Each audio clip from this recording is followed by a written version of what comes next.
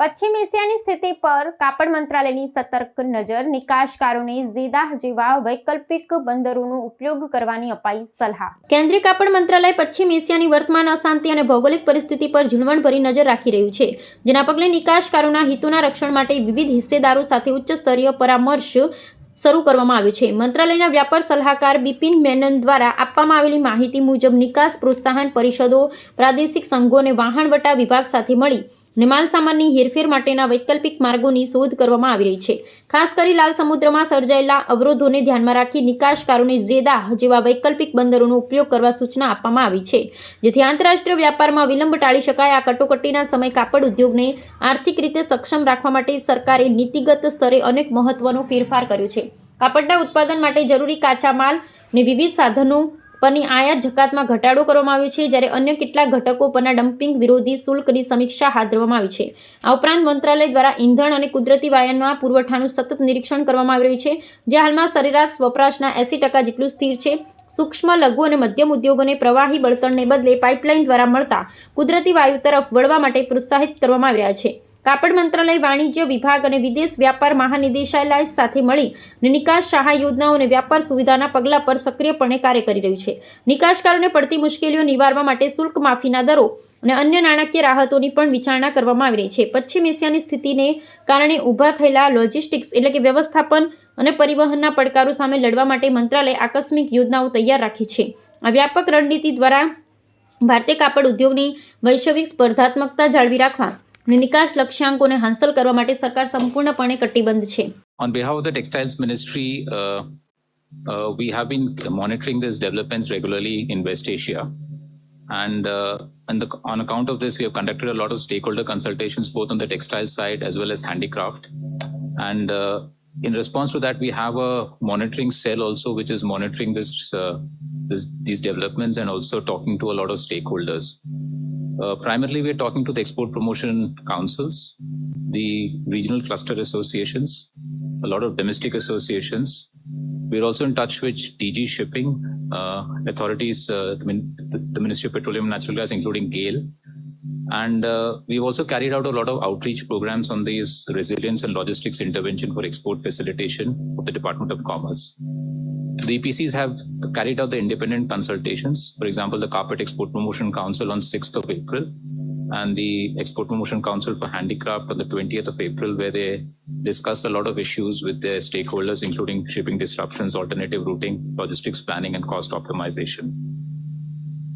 The advisories that the DG Shipping is issuing, we are circulating them also to our stakeholders, and also discussing with them to look at alternate ports such as Jeddah, for example, to supply to the Middle East. So these developments are coming as and when the situation is evolving. On ensuring fuel and natural gas to the industry, we've been in touch with the petroleum and natural gas. We've been in touch with some of our stakeholders. And what we believe is that they have placed us under the priority list 3 and 4, with supplies being maintained at 80% of the past 6 months average consumption. We're also looking at, in case there's any particular shortfall, the monitoring cell would also be looking at interfacing with GAIL to look at for them to purchase gas in the spot market. On the customs duty side, there's been a lot of discussions in terms of reduction on customs duty on a lot of inputs and intermediates for the textile sector. We discussed with the Department of Revenue, and as you're aware, on 1st of April, they're taken out a notification 12/2026, wherein they had reduced customs duties on a number of products. Around 29 inputs of the MMF sector pertaining to textiles were part of it.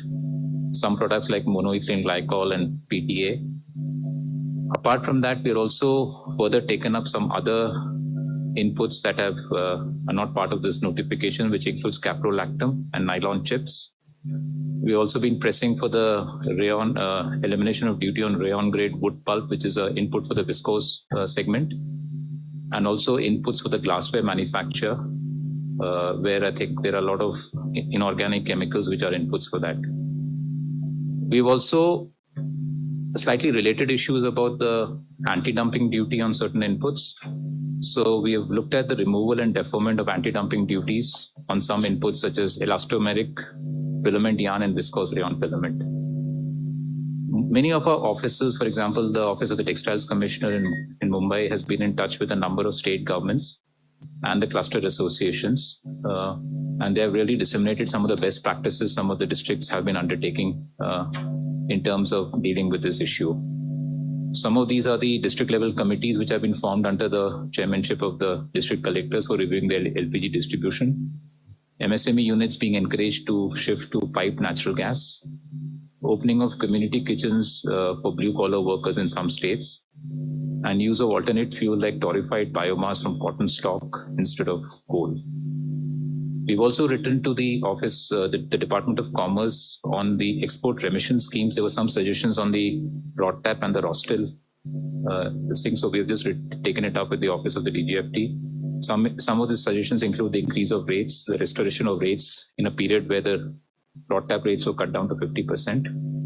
And these have been examined by the appropriate authorities.